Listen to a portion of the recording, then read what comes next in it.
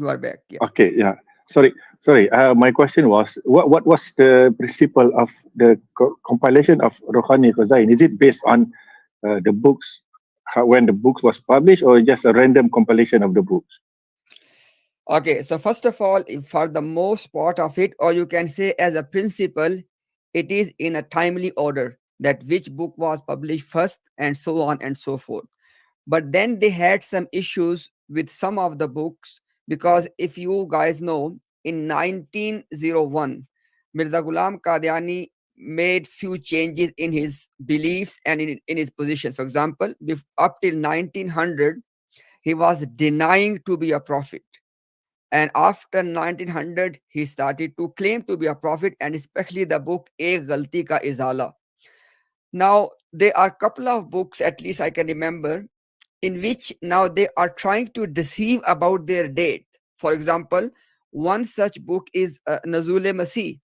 So they are trying to claim that Nazul Masih was written in 1902, but then for some reason it was not published, and then it was published after the death of Mirza Ghulam Qadyani, because we can clearly see all of these, you can say indication in that book.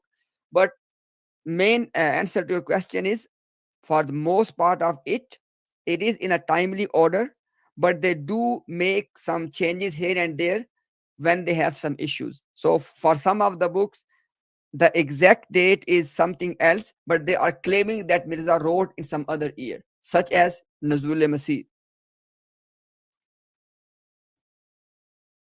Is that clear, brother? Yeah. Now it already makes sense why some of the info looks like a bit scrambled, because they claim they have 5 volume of Ibrahim Ahmadiyya. So yeah, now I can understand. Thank you so much. Thank you so much. No worries. And as Adnan Bhai mentioned the topic of Brahine Ahmadiyya, I just want to mention 2 points which we did mention, but maybe they were not properly emphasized because we were dealing with some different areas of the discussion. Now, I want you to imagine this. Mirza Ghulam Qadiani is writing a book which they called with Tahaddi. Tahaddi mean that when a prophet is giving, obviously he was claiming to be a Mamur min Allah at the time when he was publishing Brahine Ahmadiyya. So when a person who is appointed by Allah, which allegedly Mirza was claiming to be, this person, when he makes a challenge, then that if that challenge is met, the person is finished. Now understand this point. Mirza Ghulam Qadiani produced first volume of Brahine Ahmadiyya, and before he produced that volume, he said that I challenge all the disbelievers, and especially he was targeting the Hindu Arya Samaj, that if you can give me a response even to the 1/4, 1/5, anything closer to Brahine Ahmadiyya, I will give you a prize money of 10,000 rupees. Now, first question is that we do not see this concept, this idea of prophet or somebody appointed by God giving this kind of challenges that I will give you this much money. For example, before that, he issued an announcement about 500 rupees for something. So that is the first problem here. Second problem is that when he was writing in 1905, 6, and 7, when he was writing Brahine Ahmadiyya Volume 5, he almost said that, for example, he used the Urdu words makhfi, mastoor, etc. That basically whatever was written in the form of arguments in my first 4 volumes of Brahine Ahmadiyya, that was some sort of hidden thing or covered thing, or there was makhfi, there was mastoor. The point is, if the arguments of the book were hidden, covered, makhfi, and mastoor, then how you are saying that I challenge that somebody produced the refutation of the book? Because if a book is containing this sort of arguments which are hidden and covered, and which Mirza Ghulam Qadiani himself did not understand for a long period of time, then on what basis you are expecting from the other people to write a refutation? Number one.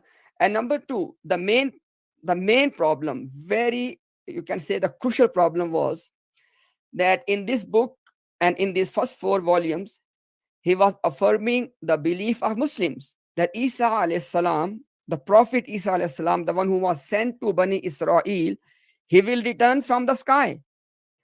Now, later on, he changed his position. So, what I'm trying to say is, then how you can claim that about such a book that you yourself change your position on that book, number one. And number two, later on, you are admitting that the arguments of the book, they were covered and hidden, because if something is covered and hidden and nobody can understand that, how they can write the refutation? So there are many such issues. But now here's my main area, which inshallah we want to engage, if anybody wants to engage with us today from the Ahmadiyya community, that what exactly happened. Because there's one thing for sure, that the meaning of tawaffa, or the coming of Isa ibn Maryam, Mirza Ghulam Qadyani changed his position on these two issues. And he acknowledges that his initial position was not that tawaffa has to mean death, or that Isa alayhi salam will not return because somebody else will come. This was not his position in the first 4 volumes. Now, what exactly happened? There are 3 possibilities, and all of these 3 cannot be true at the same time. First possibility is that Allah did not reveal this information to Mirza Ghulam Qadyani. That's why he did not know about Isa alayhi salam or about meaning of Tawaffa at that time. And after 12 years, because 12 year is a key figure. He says that 12 saal ke baad, after 12 years, he basically made this change position. Now, first possibility is that Allah did not tell him at that time. So after 12 years, when Allah told him, he changed his position. That's one possibility.